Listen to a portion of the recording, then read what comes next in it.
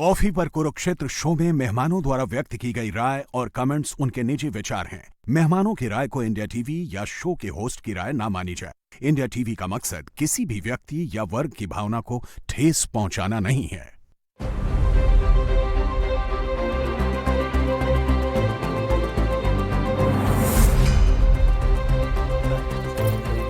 नमस्कार, बहुत बहुत स्वागत है आप सभी का आपके प्रोग्राम कॉफी पर कुरुक्षेत्र में। सौरभ शर्मा आपके साथ बातें खुलकर करते हैं, वो बताते हैं जो कोई और आपको नहीं बताता।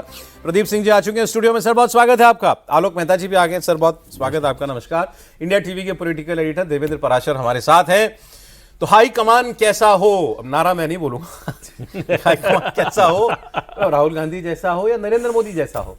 आज बात करेंगे देश की दो सबसे बड़ी पार्टियों में हुई बगावतों की। ऐसी बगावतें जो बड़ी पब्लिक हैं, वो तस्वीरों में दिखाई देती हैं, उसमें बयानबाजियां हैं, एक्शन, ड्रामा, सस्पेंस, थ्रिलर है हर मायने में। एक जो पंजाब में कांग्रेस पार्टी में हो रहा है, जिस तरीके से चरणजीत चन्नी जो है बिल्कुल हत्थे से उखड़े हुए हैं, और दूसरा जो बीजेपी के साथ हुआ, जिस पार्टी में ऐसा कम होता है लेकिन बड़ी पब्लिक बगावत हुई। जो दतिया से उपचुनाव में नरोत्तम मिश्रा को टिकट नहीं मिला और जिस तरीके से उनके समर्थकों ने हंगामा किया, उपद्रव लगभग मचाया, पब्लिक को परेशानी हुई, हाईवे ब्लॉक कर दिया, कई घंटे तक ट्रैफिक नहीं चला, पार्टी के दफ्तर पर कब्जा कर लिया, ये सारी बातें हुई। तो ये सारी दोनों ही बगावतें बड़ी ही विजिबल और वोकल थी। इनको लेकिन पार्टियों ने कैसे डील किया, इसकी बात हम लोग आज करेंगे और इससे पता चलेगा आपको कि इन दोनों सबसे बड़ी पार्टियों की कमान जो है जिन लोगों के हाथ में है वो कैसे ऑपरेट करते हैं और अपने अपने दल को, अपने दल के नेताओं को वो कैसे रास्ता दिखाते हैं या उन पर लगाम रखते हैं। सर, राहुल गांधी जी भारत आ गए। आज पहली मीटिंग भी कर ली भारत लौटने के बाद। आप डरिए मत, प्रोग्राम इस पर हम नहीं करेंगे तो लेकिन उन्होंने पंजाब की मीटिंग कर ली सर। आज खड़गे जी के साथ गए थे, तस्वीरों में दिख गए हैं राहुल गांधी, इसलिए मैं कंफर्म कर रहा हूं कि वो आ गए। पिछली बार की तरह होक्स नहीं निकलेगी बात ये। और मीटिंग में बहुत सारी बातें जो हैं आज की बात हो रही। तो पहले पंजाब वाली कांग्रेस वाली बात कर लें, फिर बीजेपी वाली बात करते हैं। तो सर, उनके हवाले से ये है कि अब राहुल गांधी के ऊपर फैसला है सब कुछ, कि वो चन्नी को मनाने के लिए कोई अपने फैसले पर रीथिंक करें और जो प्रदेश अध्यक्ष हैं उनको हटा दें या उनसे कह दें भाई तुम अपने आप ही इस्तीफा दे दो, थोड़ी कुछ बच जाएगा, या फिर वो है जो चन्नी कर रहे हैं उनको चन्नी को करने दें। चलिए पहले एक आपको ओपनिंग रिमार्क हो जाए। दोनों ही किस्सों में, दोनों ही बातों में कोई सिमिलैरिटी आपको दिखाई देती है या किस मायने में अलग हैं दोनों, बीजेपी और कांग्रेस की बगावत? अलग इस मायने में कि दोनों पार्टियां अलग हैं, दोनों पार्टियों का पॉलिटिकल कल्चर अलग है। एक कैडर बेस्ड पार्टी है और एक सेंट्रिस्ट पार्टी है। तो दोनों में जिस तरह से काम होता है वो अलग है। और ये इस तरह की बगावत ये बड़ी सामान्य बात है राजनीतिक दलों में। दोनों ही। अरे आप याद कीजिए उमा भारती का वो सीन, प्रेस कॉन्फ्रेंस, पहली बार एक्सपेरिमेंट किया था अडवाणी जी ने कि पार्टी की बैठक में मीडिया को बुला लिया था, और उसमें जो किया उमा भारती ने। कल्याण सिंह की बगावत, शंकर सिंह वाघेला की बगावत, केशुभाई पटेल की बगावत। तो ऐसा नहीं है कि इससे पहले, लेकिन फर्क क्या होता है, क्योंकि बीजेपी कैडर बेस्ड पार्टी है, तो जैसे ही कैडर छोड़ता है नेता जीरो हो जाता है। लेकिन जो इस तरह की सेंट्रिस्ट पार्टियां हैं उनमें ऐसा नहीं होता। नेता का अपनी फॉलोइंग होती है, जो सिर्फ पार्टी के कारण नहीं होती, पार्टी के कारण भी होती है, उसके अलावा जो है उसकी फॉलोइंग होती है। इसलिए आप देखिए कांग्रेस से जो लोग निकले नेता, अपनी पार्टियां बनाई, बहुत से लोग सफल हुए। या आप इन दोनों नेताओं पर लागू कर रहे हैं कि मतलब एक नरोत्तम मिश्रा अपने दम पर कुछ नहीं है पार्टी से अलग, लेकिन चन्नी हो सकता है सरवाइव कर जाए? चन्नी हो सकता है सरवाइव कर जाए, लेकिन असल में ये इतने छोटे नेता हैं कि वो स्टेचर नहीं है। जिन लोगों की हम बात कर रहे हैं, जिन लोगों ने बगावत की, वो बड़े जनाधार वाले नेता थे, पॉपुलर लीडर थे, अच्छे एडमिनिस्ट्रेटर थे, सब कुछ था, चुनाव जीता और जिताया था। ये लोग उस तरह की उस कैटेगरी में नहीं आते। लेकिन अब चूंकि इस समय बीजेपी में जिस तरह की रिजीम है, उसमें छोटी सी भी बगावत बड़ी लगती है। और जो नरोत्तम मिश्रा ने किया, वो तो मुझे लगता है कायदे से अगर उपचुनाव नहीं होता तो शायद एक्शन हो जाता या हो जाना चाहिए था। आपको याद होगा प्रधानमंत्री टिप्पणी कर चुके हैं मध्य प्रदेश में ही एक रैली में कि हमारी पार्टी के एक नेता है, उनको फिल्मों पर टिप्पणी करने का बड़ा शौक है। ये करते थे। हाँ, कौन शाहरुख खान, कौन ये, कौन वो, खूब करते थे। तो और उसमें बड़ा आरोप लगता था। ये फिल्मों पर कंट्रोवर्सी जो है बनाने के लिए बोलते थे, जिससे उस फिल्म के जो एक्टर हैं या डायरेक्टर हैं, प्रोड्यूसर हैं, उनका फायदा होता था। लेकिन सर एक अंतर तो दिखता है ना, नरोत्तम मिश्रा ने अपनी नाराजगी जता दी। अब यूं कहिए, अब वो कहते रहे हमारे समर्थक नाराज हो गए थे, हम नहीं चाह रहे थे, कोई मानेगा नहीं, मान लेते हैं कि वही इसके पीछे थे। उन्होंने अपना डिस्प्लेजर शो कर दिया समर्थकों के हंगामे के जरिए, लेकिन फिर अंत में क्या हुआ, उनको पता था रहना मुझे पार्टी में ही है। अब पार्टी ने उनको मनाया या ये पार्टी में नतमस्तक हो गए। दोनों ही सूरतों में दिखा ये कि वो उस आदमी ने अपने जिसको टिकट मिला उसको बगल में खड़ा करके कहा मैं इनके लिए घर घर जाके वोट मांगूंगा, रो भी दिए वो तो, पर अंत उसका ये हुआ। ठीक, मुख्यमंत्री के साथ भी फोटो आ गई, वो दिल्ली में आके भी लोगों में बात मिल ली है, मतलब ऐसा लगा सब कुछ पैचअप हो गया। वहां अभी तक नहीं हो पा रहा। रॉयट एक्ट पढ़ दिया गया उनको, पार्टी में रहना है तो ये करना होगा। तो ये काम राहुल गांधी के साथ नहीं कर पाए। राहुल गांधी का वो स्टेचर होना चाहिए अपनी पार्टी के, उस तरह की साख होनी चाहिए, उस तरह की ताकत होनी चाहिए। इंदिरा गांधी ये काम कर सकती थी, राहुल गांधी नहीं कर सकते। चाहे पंजाब की बात कीजिए, चाहे किसी और स्टेट की बात कर लीजिए। तो इसलिए जो है आपको जो अंतर दिखाई दे रहा है वो ये है, चन्नी आखिर पंजाब की राजनीति में क्या है। चन्नी को कितने लोग 2022 के चुनाव से पहले जानते कोई नहीं, पंजाब के बाहर तो नहीं जानते थे। मुख्यमंत्री बना दिया इसलिए सब लोग जानते हैं। अपना चुनाव हार नहीं पाए, दो कॉन्स्टिट्यूंसी से लड़े, दोनों से हार गए। तो अगर वो ये बागी सुर दिखा रहे हैं तो इसका मतलब है राहुल गांधी, मतलब हाई कमान कमजोर है। जब केंद्र कमजोर होता है तो क्षत्रप जो है वो ताकतवर होते हैं, और यहां केंद्र कमजोर है तो क्षत्रप अगर मान लीजिए नरोत्तम मिश्रा को, तो क्या हाल हुआ देख लीजिए। रो भी रहे हैं, पार्टी के लिए प्रचार भी करेंगे, तो वो सब कुछ करेंगे। तो ये फर्क है दोनों पार्टियों में, दोनों पार्टियों की लीडरशिप में। ठीक, अब राहुल गांधी आए, राहुल गांधी ने आते ही तो ये पंजाब का मसला हैंडल करने की कोशिश की है। अब वो उसकी खबर अभी आपको बताता हूँ। पंजाब की मीटिंग उन्होंने ली, फिर आते ही उन्होंने ट्वीट किया है शिक्षा को लेकर के। एक और पेपर लीक, वो महाराष्ट्र में जो पेपर टीईटी का पेपर लीक हुआ था उसको लेकर के उन्होंने एक बड़ा चुभता हुआ सा पोस्ट किया है। लेकिन ये सोशल मीडिया पर पोस्ट तो सबसे आसान काम है ना, किसी के लिए भी कर लेना। अरे जिस दिन हमने इस प्रोग्राम में बात की थी कि 20 दिन के लिए देश का नेता विपक्ष विदेश में है और पता नहीं वो कौन से देश में है, ये भी किसी को नहीं पता, तो लगा था शायद हम ही लोग ज़्यादा चिंतित हो रहे हैं राहुल गांधी जी के लिए। लेकिन बाद में देखा कि लोगों को भी और दुनिया को भी समझ में आ रहा था कि ये असामान्य सी घटना है। बीजेपी ने इसको मुद्दा भी बनाया, सब कुछ किया। आज मजाक चल रहे हैं कि भारत के नेता विपक्ष राहुल गांधी जी कुछ दिनों के लिए भारत दौरे पर आए हैं, जल्द विदेश वापस चले जाएंगे। ये मजाक चल रहा है उनके लिए, मतलब ये हालत हो गई है। एनीवे, आकर के अब वो कितना संभालेंगे पंजाब को सर?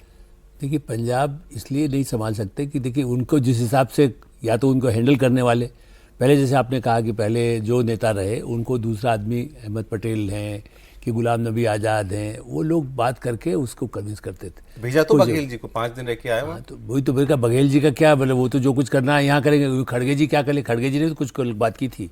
तो इसलिए मेरा एक मानना है कि खड़गे जी के मन में चन्नी है, ऐसा लोग कहते हैं। नहीं पता, लेकिन कि नहीं है बता उनके मन में चन्नी है।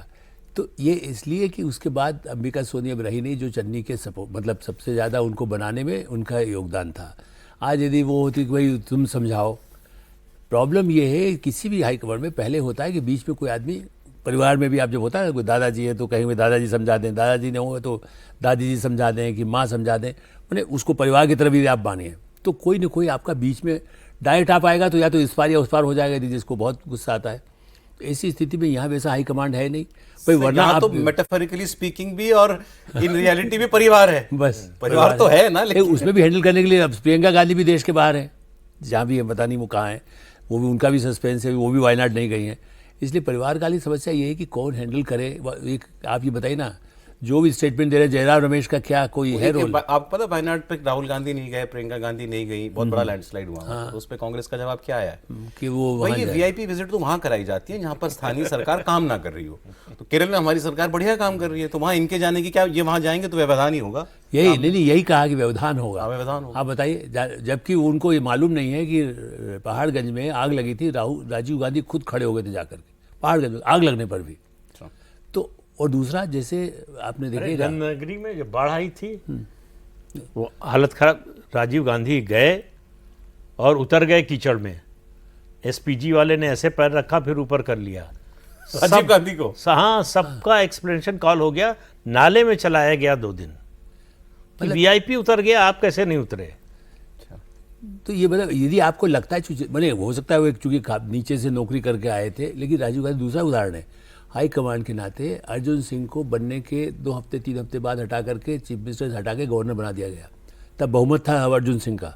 अनुशासन उसको कहते हैं कि आपने कहा कि आप यहाँ से आप हटा रहे हैं। कुछ दिन चीफ मिनिस्टर बनाया, नहीं, चीफ मिनिस्टर बना करके अपॉइंट हो गए। 85 में चीफ मिनिस्टर बनाया, काम कर रहे थे, उसके बाद फिर गवर्नर 3 हफ्ते के अंदर। अच्छा, चूंकि बहुत बड़ी बात है। इसलिए मैं कह रहा हूँ कि अनुशासन उसको कहते हैं कि उसके बाद वो चू नहीं बोल पाए। ठीक है, वहां से बैठ के फिर राजनीति करके फिर मध्य प्रदेश में चले गए बाद में। नहीं, बट ये बहुत बड़ी बात है, मैंने पहली बार सुना है सर। नहीं तो यही थोड़ा बहुत अब हम लोग कुछ आपको कुछ तो देंगे। पर उदाहरण के लिए जब आप अनुशासन की बात करते हैं, कई बारे में जब आपको बहुत एक असर्ट करने वाला हो, अच्छा उसका दूसरा कारण भी था उसमें, खैर अब लंबी कहानी हो जाएगी। वरना पार्टी प्रेसिडेंट कौन थे? राजीव गांधी खुद थे ना। इंदिरा गांधी राजीव गांधी वो तो परिवार में ज्यादा रहे, बात इनको छोड़ी। इवन नरसिंह राव के समय में एनडी तिवारी कहते थे कि वो मैं जाता हूँ तो मुझसे उत्तर प्रदेश के बजाय अफ्रीका की बात करते हैं, वहाँ की बात करते हैं। और मुझे फलाना गांधी सेंट्रिक कमेटी का बना दिया, क्या मैं अब साइकिल से जाऊँ आलोक जी, साइकिल से चलूँगा? तो हाई कमांड गांधी फैमिली को छोड़ दीजिए, नरसिंह राव भी अध्यक्ष यदि थे। आज खड़गे की जब बात करते हैं, मैंने इसलिए कई ऐसे अध्यक्ष जो गांधी परिवार के नहीं थे, शंकरदयाल शर्मा थे, नरसिंह राव थे, बट दे हैड अथॉरिटी। कुछ मैंने जितना हद तक, उसके बाद ठीक है, अल्टीमेटली मान लो राजीव गांधी करें या कोई फैसला करे या इंदिरा गांधी करे। आज की स्थिति ये है कि कोई हाई कमांड है ही नहीं।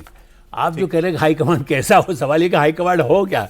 अकेला है तो भाई अकेले निपट लीजिए जो कर सकते हैं। आप देखिए जो खबर चल रही है सर, पंजाब की खबर, अब क्योंकि दोनों ही खबरें बता सकते हैं देवेंद्र जी को, पंजाब में क्या हो रहा है और वहाँ क्या हुआ दतिया में। पहले पंजाब वाली बात, ये बड़ी चर्चा अभी मैंने देखी सोशल मीडिया पर खूब चल रहा है कि वहाँ जो प्रदेश अध्यक्ष है राजा वड़िंग, वो इस्तीफा दे सकते हैं। चन्नी ग्रुप की मांग ही ये है कि वो इस्तीफा दें या उनकी जगह किसी और को बनाया जाए।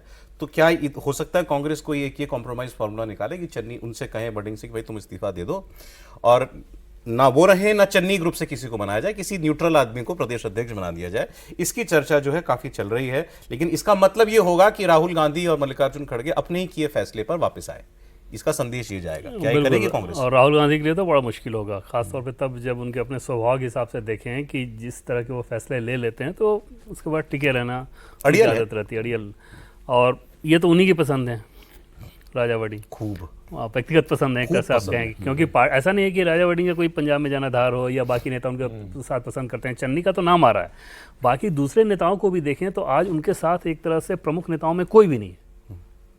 प्रताप सिंह बाजवा नहीं है, रंधावा नहीं है, हर नेता इनको लेकर एकदम से मुतमईन है कि इनको अलग किया जाना चाहिए। भाई 7 में से 2 सांसद चन्नी के साथ हैं, 18 में से 9 एमएलए इनके साथ हैं। इतना ही नहीं, जितने 117 92 विधानसभा क्षेत्रों में 92 में 117 तो कुल ही हैं, उसमें से 92 में कांग्रेस के जितने जीते और जितने उम्मीदवार हारे, मतलब जो लड़े थे जितने, उसमें से माना जाता है कि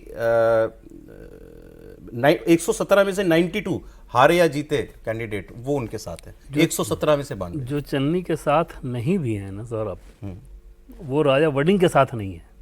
मतलब उस मामले पे ऐसा नहीं है कि चन्नी स्वाभाविक नेता है वहाँ पे, लेकिन वो राजा वड़िंग के खिलाफ जरूर हैं। जैसे मान लीजिए जैसे प्रताप सिंह बाजवा के केस को अगर देखें तो उनको तो बड़ा सूट भी करेगा। एक तो राजा वड़िंग में उस तरह की कोई लोकप्रियता वाली बात है नहीं, दूसरा एक जट सिख हट जाए और अकेले वो अगर बच जाएं तो वो उनके लिए पॉलिटिकली आप समझें कि ज़्यादा कैपिटल वाले हो जाएंगे। रंधावा की स्थिति वैसे ही है, सिंगला उनके साथ अलग ही लाइन रखते हैं। तो एक तरह से कुल मिलाकर वो राहुल गांधी के पसंद के तौर पे वहाँ पे वो नज़र आ रहे हैं। और ऐसे में कितना लंबा खींचेंगे इस तरह की चीज़। जैसे एक चीज़ ये ज़रूर हो सकता है कि भूपेश बघेल ने जो बोल दिया, और भाई पार्टी पसंद है इसमें बदलने का सवाल नहीं होता, उस लाइन के बाद इस कई तरह बार के दबाव में, हाँ इस तरह के दबाव में मुझे नहीं लगता कि कांग्रेस पार्टी उस रूप में झुकना पसंद करेगी, राहुल गांधी झुकना पसंद करेंगे। हैरानी इस बात पे भी हुई कि आज जो बैठक हुई उसमें यही 3 लोग थे, मल्लिकार्जुन खड़गे, राहुल गांधी और केसी वेणुगोपाल। भूपेश बघेल जिनको प्रभारी बना के भेजा था आपने, क्या उनसे फोन पे बात हो रही है या सिर्फ टेक्स्ट भेज दिया उन्होंने? ये आया कि उन्होंने अपनी रिपोर्ट दे दी, अब लिखित रिपोर्ट दी है। मुझे राहुल गांधी के बारे में ये बताते हैं कांग्रेस के कुछ लोग कि वो फोन पे भी कुछ मैसेज पार्टी के एक्टिविटीज़ को लेके मैसेज एक्सचेंज करते हैं और उससे उनकी मीटिंग एक तरह से हो जाती है। उनमें कंप्लीट पैराग्राफ नहीं जाता, कुछ शब्द जाते हैं। ये तो माना जा सकता है, वो भले ही विदेश में थे लेकिन सारी चीज़ों से अवगत हों, इंटरेक्ट कर रहे होंगे, वो सब नहीं तो अगर भूपेश बघेल को बुला के आपकी बाकी सारा फीडबैक नहीं ले रहे हो और ये सेंसिटिव बातें तो फ़ोन पे बात करना अवॉइड किया जाता है, और राहुल गांधी तो ज़रूरी अवॉइड करेंगे, क्योंकि वो तो कहते हैं कि भाई और रिपोर्ट में सब बात आ भी नहीं सकती है। आ नहीं सकते, सब बता नहीं सकते, आप समझा नहीं सकते, सारा इक्वेशन नहीं डाल सकते, तो एक स्वाभाविक सी चीज़ होती है कि इसको भेजा इतना भरोसा कैसे है कि आपको इतना भरोसा कैसे है कि वो वहाँ बैठ करके यहाँ की चिंता मैंने कर कहा रहे हैं? ऐसा माना जा सकता भाई है। वो रिलैक्स करने गए थे, वो छुट्टी बनाने गए थे। और दूसरा आप ये भूल रहे हैं, वहाँ जो उस समय रॉबर्ट वड्रा पर जो ईडी ने निकाला था लंदन की प्रॉपर्टी के बारे में कोर्ट में, उसका हिसाब किताब भी तो वहाँ देखना था लंदन में। मैं नहीं जानता यहाँ के सर बारे ये में बात, सोचते तो देखिए ये तो एनीवे मैं ये कह रहा वो तो हूं- बाकायदा नहीं, रिकॉर्ड पर है। दूसरी बात सर ये, आज वो मीटिंग के लिए गए खड़गे साहब के घर पे, ऐसा भी जरूरी नहीं था कि वो एक पब्लिक डिस्प्ले करते इस बात का कि मैं पंजाब की मीटिंग में जा रहा हूं, ये भी अवॉइडेबल था। आज दुनिया सुबह से खबर है कि राहुल गांधी पंजाब की क्राइसिस संभालने के लिए मल्लिकार्जुन खड़गे के घर मीटिंग कर रहे थे। अब खबर वहां से निकल के ये आ रही है कि शायद वो चन्नी ग्रुप को टाइम दे दें। अगर उन्होंने चन्नी ग्रुप को टाइम दिया तो मैं इसको और मानूंगा कि मतलब वो अपनी लीडरशिप पर ही सवाल उठवा रहे हैं। अरे आप फैसला करो, अब क्या आपके सब कुछ तो देख लिया, अब क्या जो आदमी बगावत का झंडा लेकर के इंटरव्यू दे रहा है, मैंने वो देखा उनका बूटा सिंह की फैमिली को बगल में बैठा के कहलवाया उन्होंने कि सबसे बढ़िया आदमी यही है, इनको मुख्यमंत्री होना चाहिए, और चन्नी जी गदगद थे। जो असल में इससे ज्यादा वो और क्या सिग्नल देगा आदमी? चन्नी जी को ये पता चल गया है ना कि जो पंजाब का कांग्रेस पार्टी का अपना जो फीडबैक है, उसमें एससी वोटर सबसे अहम रोल निभा रहा है, दलित वाला कार्ड खेल और दिया। दलित कार्ड उनको अब समझ में आ रहा है कि अगर ये बात है और उसमें मैं सबसे बड़ा चेहरा हूँ आपके पास, तो हमें ना बना के किसी और को आप कैसे बना सकते आपकी सेंस क्या कह रही है? क्या बिट्टू इस्तीफा देंगे या चन्नी को करने देगी पार्टी जो कर रही है हैं? करे? नहीं, बिट्टू नहीं, ये वो सॉरी ये राजा वड़िंग। राजा वड़िंग मुझे नहीं लगता कि इतना के बाद वो इस्तीफा देंगे। नहीं देंगे। उसके बाद चन्नी को ही जैसे तैसे आप मना सकते हैं, और रंधावा के ऊपर कार्रवाई हो सकती है। कार्रवाई इस रूप में कि जैसे राजस्थान के प्रभारी हैं, तो रंधावा कोई ऐसे पॉलिटिकल फोर्स नहीं है, तो उस तरह की चीज़ें करने की कोशिश करेगा लोग।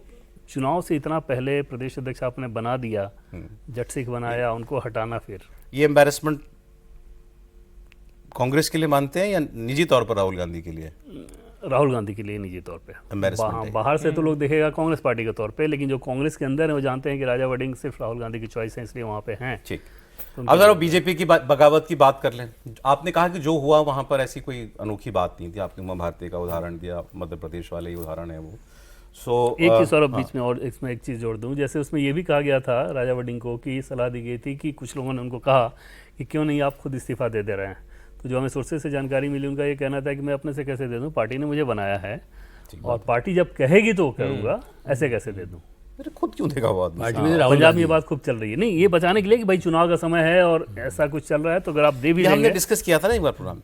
पंजाब में कांग्रेस का ये परंपरा रही है कि जब वो चुनाव जीतती है तो जो प्रदेश अध्यक्ष होता है वो मुख्यमंत्री बनता है, इसीलिए प्रदेश अध्यक्ष के लिए वहां लोग इतना मारे फिर रहे हैं। सर बीजेपी की बगावत जो थी, नरोत्तम मिश्रा ने जो किया, पहले तो ये समझ नहीं आ रहा, जैसे आपने कहा कि he was asked to fall in line, या उनको नजर आया कि भाई मैं पार्टी के बाहर नहीं रह जाऊंगा? निश्चित रूप से अगर उनको कुछ समझ में आता तो वो जो प्रदर्शन हुआ, तोड़फोड़ हुई, पुलिस से मारपीट हुई, वो सब ना होता।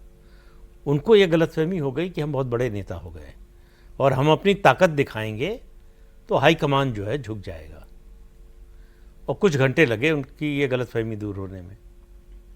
देखिए, उनसे बड़े बड़े नेता मध्य प्रदेश में हैं जिनको साइडलाइन कर दिया गया। कैलाश विजयवर्गीय की बात कीजिए, नरेंद्र सिंह तोमर की बात कीजिए, प्रहलाद पटेल की बात कीजिए, ये सब जो है मुख्यमंत्री पद के दावेदार लोग थे। और सबसे बड़े शिवराज सिंह चौहान उस तरह से साइडलाइन नहीं हुए, लेकिन मुख्यमंत्री नहीं बनाया गया। इतनी बम्पर जीत के बाद जो है उनको मुख्यमंत्री पद से हटा के केंद्र में लाया गया। रिहैबिलिटेशन हो गया उनका। हाँ, तो इसलिए कोई एक शब्द भी शिवराज सिंह चौहान के मुंह से सुना आपने? तो इन लोगों के सामने नरोत्तम मिश्रा की राजनीतिक हैसियत क्या है? तो गलतफहमी अगर किसी को हो जाए तो फिर तो उसको कोई समझा नहीं सकता, लेकिन वो समझ में आ गया होगा। उन्होंने वो मैक्सिमम जो कर सकते थे वो कर लिया उन्होंने, और उसका नतीजा भी देख लिया। इनको कुछ मिलेगा पार्टी को? मुझे नहीं लगता।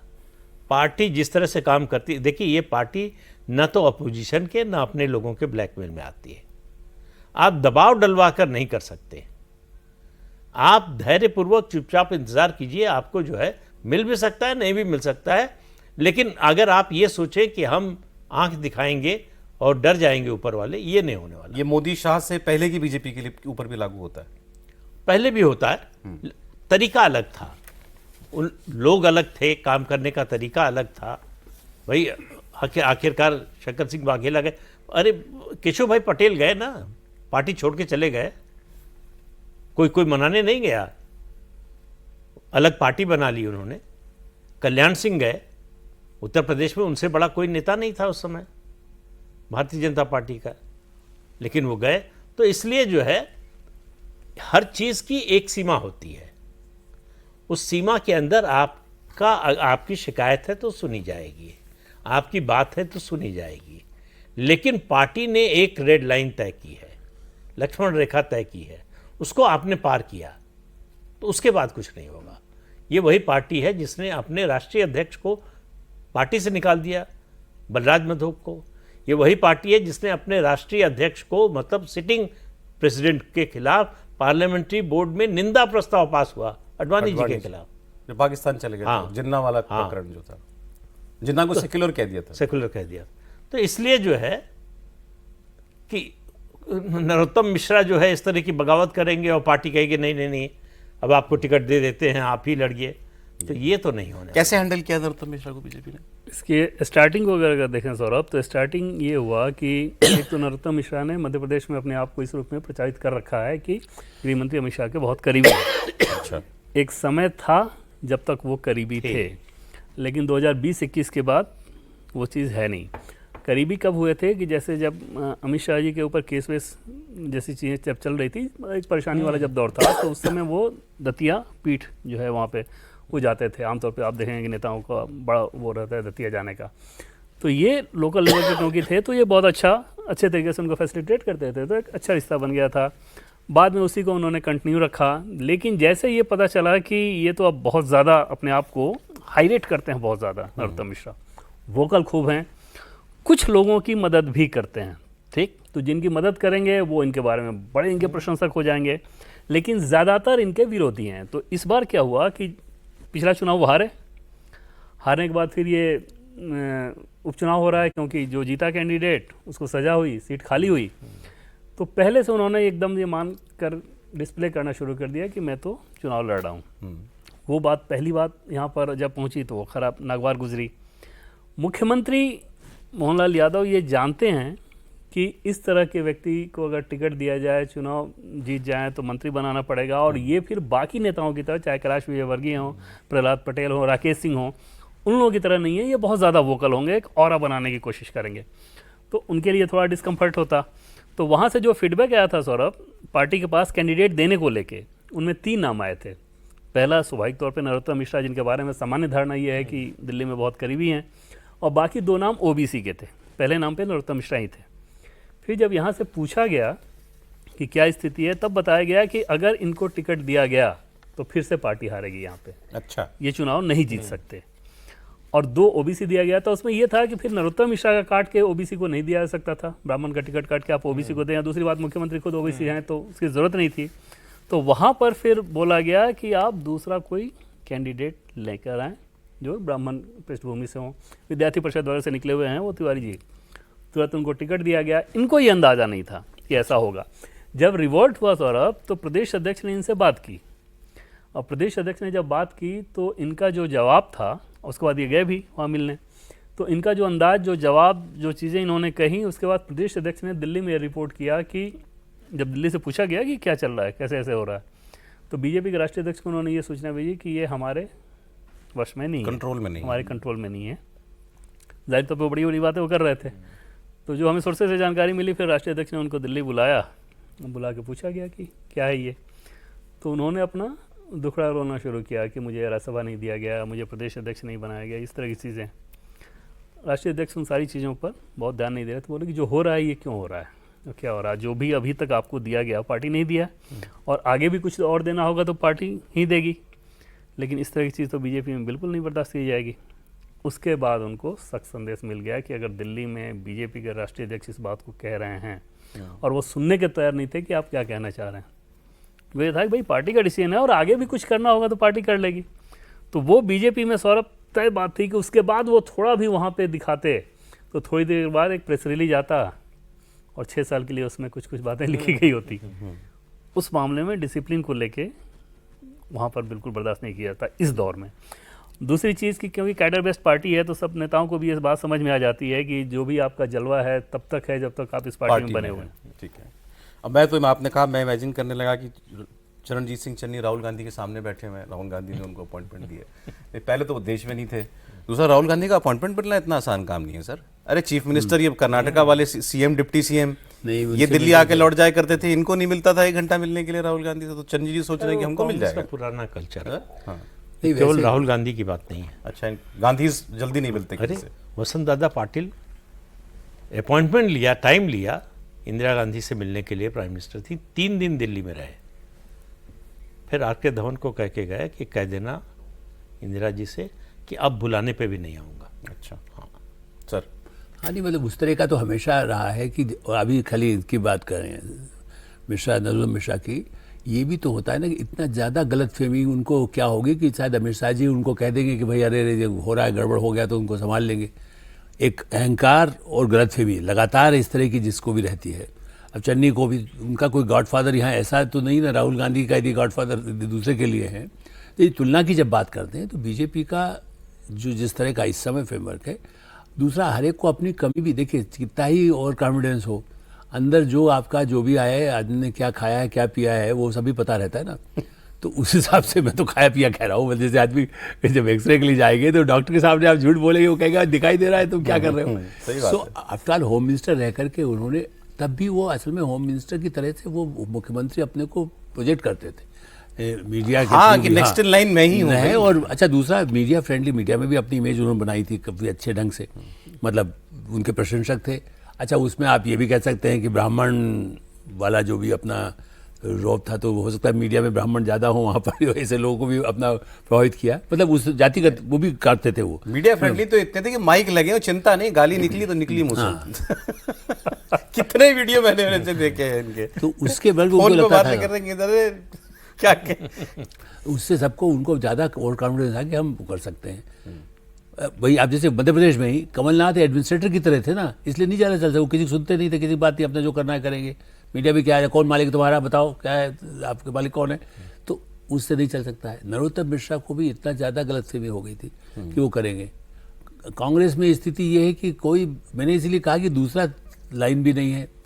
राहुल गांधी किस तरह से कंट्रोल करें कोई, और मैं नहीं मानता कि वो कोई बाहर बैठ करके यहाँ का, उसके लिए दूसरे लोग हैं ना यहाँ देखने वाले, उनका खुद के यदि काम क्यों करेंगे। भाई ये काम भी अगर राहुल गांधी को ही देखना पड़े तो खड़गे जी क्या कर रहे हैं, केसी वेणुगोपाल क्या कर रहे हैं। भाई आपके हमारे कहीं पत्रकार हो या संपादक हो, और दूसरा या तो पार्टी के पहले के जो लोग होते थे वो बराबर रखते थे, कोई क्या कुछ हो गया है तुरंत फ्लाई करके। मैंने नरसिंह राव की बात है शायद, हाँ नरसिंह राव, कहीं हम लोग अफ्रीका किसी कंट्री में थे और अचानक कोई घटना हुई तो उन्होंने कहा अच्छा कुछ ऐसा तैयार किया जाए, उनके साथ जो PIO थे कुछ ऐसे बना करके दे दिया जाए कि ताकि यहीं से हम उसको, तब तो साधन इतने नहीं थे, कंप्यूटर वगैरह ज़्यादा नहीं था, तो कैसे वहाँ से मैसेज भेज करके पूरा अपना जो संदेश होता है पूरा रेडियो के बाहर आकाशवाणी के लिए पूरा पढ़ करके सुना सके। तो वो चिंता होती थी उस समय के लोगों को। आज के समय में इनको लगता है कि वो करेंगे। भाई मोदी जी है, मैं नहीं मानता कि उनको यहाँ की जानकारी नहीं मिलती हो, वो रात को चाहे 2 बजे सोएंगे तब भी हो सकता है कि उनको मिनिमम जो चीज़ आवश्यक है वो उनको मिलेगा। सुबह 5 बजे भी उनके पास आ जाएंगे, आज सौरभ ने आज यहाँ क्या किया है, कुछ किया है तो पता चल जाएगा। आप गड़बड़ मत करिए सोच के कि रात को आप आज रात को प्रोग्राम करते हैं कुछ बोल जाएंगे तो उनको वो अब वहाँ कहीं भी होंगे देश के बाहर तो पता चल जाएगा। मतलब एक अपने आप देश की चिंता, अपने क्षेत्र की चिंता, अपने किसी और कोई खास किसी का दुख दर्द भी होगा तो उसकी चिंता करके उसका।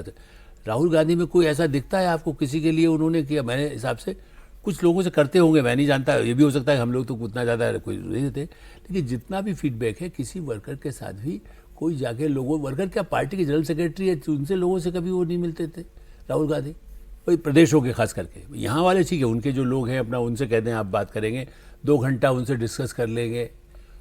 मैं फिर से कहूँगा कॉर्पोरेट में जैसे मीडिया में भी ऐसे जिसकी बात कर रहे थे अभी थोड़ी देर पहले, नाम लेना ठीक नहीं होगा, मान लो उनसे वो धर्म पर 1 घंटा बात कर लेते थे और उसके बाद कहेंगे अच्छा शाम को यदि जा रहा है संपादक इसको कह देना कि भाई कल से नहीं आएगा, घर भेज देना इसका चेक। अच्छा, तो एक राहुल गांधी उस स्टाइल के हैं, एक मॉडर्न पता नहीं कौन से है कि मतलब आप उस पर हो सकता है कि दूसरी बातें करके अब शिक्षा पर क्रांति करने वाले हैं। 2020 में नई शिक्षा नीति आई है, कोई एक भाषण देवेंद्र जी रेगुलर कवर करते हैं। आप बताइए कभी राहुल गांधी ने शिक्षा नीति पर कोई पूरा आधे घंटे बोला हो, मतलब पार्लियामेंट में एज ए पार्लियामेंट्रियन, मैं पार्लियामेंट की घटनाएं हो गई। अभी ये E20 वाला सारा विवाद इतना बड़ा बन गया, राहुल गांधी कुछ बोले इसके ऊपर, आपने शिक्षा को लेकर के बात शुरू की, 20 दिन आप फिर गायब हो गए। 20 दिन के बाद आपको लग रहा है एक ट्वीट से मैं वहीं से फिर बस एक ऑन कर दूंगा, एक मिशन ऑन कर दूंगा। लेकिन मेरा कहना है कि पार्लियामेंट में बोले, इसी सबसे बड़ा फोरम देखिए जनता आप सभा क्यों का- आइडिया देते हैं उनको, स्पीच हमको सुननी है। ले लीजिए, आप बताइए। अब वो क्या बोलेंगे, मैं अभी तो सोच रहा हूँ क्या बोलेंगे पार्लियामेंट के अंदर। अब उनकी स्पीच किस मुद्दे पे होगी? शिक्षा इतने पर- इश्यूज हैं, कौन कौन से बिल सरकार लाने की तैयारी कर रही है। अब आप सोचिए कि सरकार तो डिलिमिटेशन बिल की बात कर रही है और राहुल गांधी शिक्षा पे स्पीच दे रहे हो, ये हो सकता है? बिल्कुल हो सकता है। काफी मुमकिन है ये। क्यों? नहीं, शिक्षा क्योंकि पर हमारा भी सब्जेक्ट ये है, आपने मान लिया हमारा सब्जेक्ट ये है। आप क्वेश्चन पेपर कुछ भी दीजिए, हम जो पढ़ के आए हैं वही लिखेंगे। नहीं वो शिक्षा में अडानी अम्बानी बोलेंगे आप, मैं बताओ आपको, यदि बोलना भी होगा देख लीजिएगा आप, अल्टीमेट उसी हो जाएगा। आज लेकिन राहुल गांधी के समर्थन में एक अभियान चल रहा है सोशल मीडिया पे सर। वो ये है कि ये सीरियस नोट, जो सोनम वांगचुक जी जो जंतर मंतर पर बैठे हुए हैं अनशन पर, उनके 17-18 दिन अनशन के हो गए, तबीयत बिगड़ रही है उनकी, 8.5 किलो कहते हैं वजन कम हो गया, बीपी बढ़ रहा है, सब कुछ है।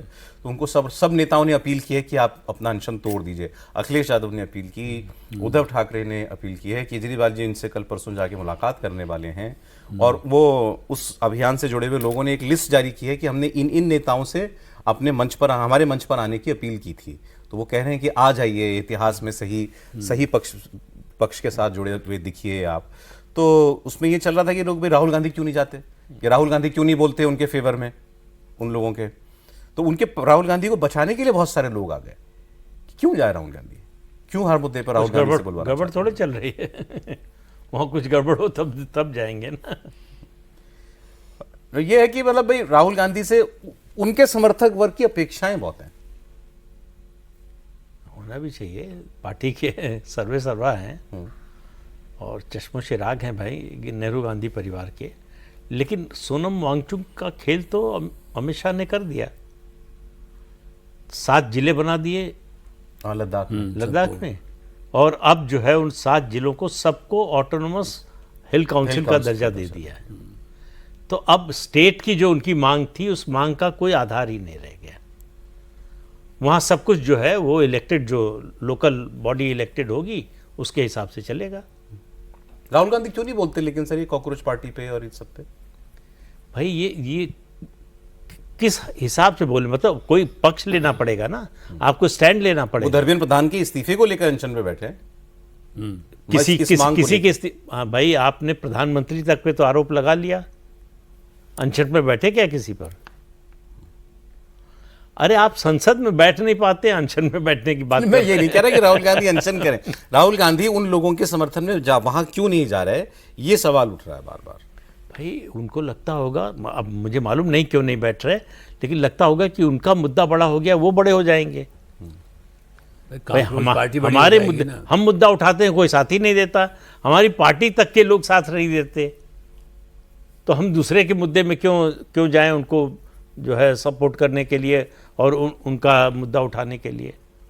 अब जो भी सोचते हो, पता नहीं वो क्या सोचते हैं, ये तो सोचना भी बड़ा मुश्किल है कि वो क्या सोचते हैं, किस तरह से सोचते हैं। लेकिन उनकी पूरी जो राजनीति है वो सेल्फ सेंटर्ड है। आप देखिए ये गठबंधन भी बन गया, इंडिया अलायंस बन गया, उसमें उनकी कोई भूमिका आपको दिखाई दी कभी कि पार्टियों को जोड़ रहे हैं, नेताओं से मिलने जा रहे हो, कि चुनाव से पहले ही, और समय छोड़ दीजिए। वो इंडिया ब्लॉक की मीटिंग में जो भाषण दिया था, मैंने पढ़ा तो था आपके सामने, जब आप कहते बस करो यार। तो उन्होंने उन्हीं को तोहमत दे दी थी कि तुम लोगों को कुछ नहीं आता। नहीं, बिहार चुनाव के पहले गए थे, लालू यादव से बाकायदा मीट वीट बनाना सीखा था। देखिए ऐसा नहीं, व्यक्तिगत रूप से पार्टी के उन लोग नेताओं को पटाने के लिए, गठबंधन के लिए वो खाना वाना बनाना सीखना या फूड वाले को इंटरव्यू देना, वो सब उस तरह का काम करते हैं। तो वो उस पर संबंध ऐसा नहीं कि हो सकता है कि वो कहें आइए जी हम कुछ करते, लेकिन आप बताइए केजरीवाल के साथ क्या गठबंधन करेंगे, ममता के साथ हो नहीं पाया, अब लालू तेजस्वी भी वहां तो। अरे केजरीवाल सर याद आ गया, सॉरी, बड़ी अच्छी बात आपने याद दिला दी। वो मैंने वो एक इंटरव्यू का छोटा सा एक हिस्सा सुन लिया, अभिषेक मनु सिंघवी वाला, वो सुना आपने? हाँ। अभिषेक मनु सिंघवी जी क्या था, कांग्रेस के नेता है, राज्यसभा के सांसद हैं, सुप्रीम कोर्ट के बहुत बड़े वकील हैं, और वो केजरीवाल की जो भूरी प्रशंसा कर रहे हैं कि इज वेरी इंटेलिजेंट, ये कॉम्प्लेक्स से कॉम्प्लेक्स बात को बड़े सरल तरीके से लोगों तक पहुंचा सकते हैं, इनके कम्युनिकेशन स्किल्स एक्सेलेंट हैं, इनका राजनीतिक भविष्य बड़ा उज्जवल है, क्योंकि इनके एक तो इंटेलिजेंट बहुत हैं और दूसरा उम्र उनकी बहुत ज़्यादा नहीं है, और कांग्रेस को एक किसी समय पर इनके साथ अलायंस करना चाहिए। ये कांग्रेस पार्टी का सांसद सलाह दे रहा है अपनी पार्टी। नहीं तो गठबंधन के सूत्रधार की तरह भूमिका निभाना चाहते हैं भाई, ममता के भी तो वही एमपी बनकर आए थे वहीं से राज्यसभा में। तो यदि उनको लगता है कि मैं ये बात कहूँगा, राहुल गांधी नाराज नहीं होंगे ना अभी भी हम आदमी पार्टी के साथ हम पीछे कुछ किन चीज़ों पर एडजस्टमेंट कहाँ करना है, आप ये गठबंधन में दिखाना ना, केजरीवाल को भी हाथ खड़ा करते कहीं ना कहीं। उस दिन भी आप कहते हैं कि वो गठबंधन नहीं है, लेकिन कुछ चीज़ों में हम साथ भी दिखाई दें, या कहाँ पर हम जेल जाना पड़े तो हमारे साथ अरविंद केजरीवाल की भीड़ 2-4 आदमी की तो आ जाए। कुछ नहीं से कहा राहुल गांधी के लिए केजरीवाल जी को समझ रहे हैं, राहुल गांधी को हैं? केजरीवाल जी कुछ मानते हैं राहुल गांधी को क्या? नहीं, राहुल गांधी तो मानेंगे ना, अभिषेक सिंह भी बनवाते हैं ना। मैं सुना तो मैंने है कि बिल्कुल फूटी आंख पसंद नहीं करते राहुल हाँ, गांधी। एकदम नहीं, और वो तो स्वाभाविक तौर पे। और दूसरा, राहुल गांधी को जो जाने वाली जंतर मंतर वाली बात कर रहे थे सौरभ, वो क्यों चाहेंगे वही बात कि हम किसी और को स्पेस देकर उसको बड़ा बना दें? राजनीतिक तौर पे वो तो बिल्कुल हसास बात होती है। अब देखने वाली बात ये होगी कि 20 जुलाई को नेशनल कॉन्फ्रेंस, जो कि कांग्रेस पार्टी की साझेदार पार्टी है, वो जंतर मंतर पे जम्मू कश्मीर को लेके जो बुला रहे हैं कि स्टेटहुड देने का दर्जा दिया जाए, उसमें ये जा रहे हैं कि नहीं। अगर उसमें गए तो राष्ट्रीय स्तर पे बहुत ज़बरदस्त किरकिरी होगी, अगर नहीं गए तो फिर जम्मू कश्मीर में ज़बरदस्त किरकिरी। अरे, अलगाववाद वाली लाइन के तौर पे दिखाया जाता है ना, उस मंच पे जाके आप बात करोगे, बढ़ावा देने की कोशिश हो रही है। ये सब जो है, ये तो सिर्फ एक नए बहाना है सिरे ना। से वो तो पार्टियां ऐसे में किसी छोटे नेता को भेज देती है, तुम जाओ। हाँ, लेकिन फिर उस समय आप सोचिए ना कि उमर अब्दुल्ला, फारूक अब्दुल्ला, उनको क्या लगेगा कि आप साझेदार पार्टी हैं, तो वो तो एकदम से उनसे फिर ये सवाल होगा ना कि आप गए थे, अपने लोगों को आप नहीं समझा पाए, अपने नेताओं को नहीं बुला पाए, सरकार तक आपकी बात क्या पहुंचेगी? ठीक है, अब ये राहुल गांधी को भी तो समझ में आएगा ना कि वो तो चलो हम लोग नौकरी करते हैं, छुट्टी के बाद आओ और पहला सोमवार कैसा होता है, फर्स्ट मंडे, इतनी टेंशन, पहले दिन काम। तो अभी वो आए हैं और लौटते इतने सारे आपने जो है मुकदमे रख दिए उनके सामने। ये सब ठीक है, लेकिन करना पड़ता है सर। ये 20 दिन राहुल गांधी की राजनीति पर आप देखिएगा कि इसकी चर्चा अभी जल्दी खत्म नहीं होगी।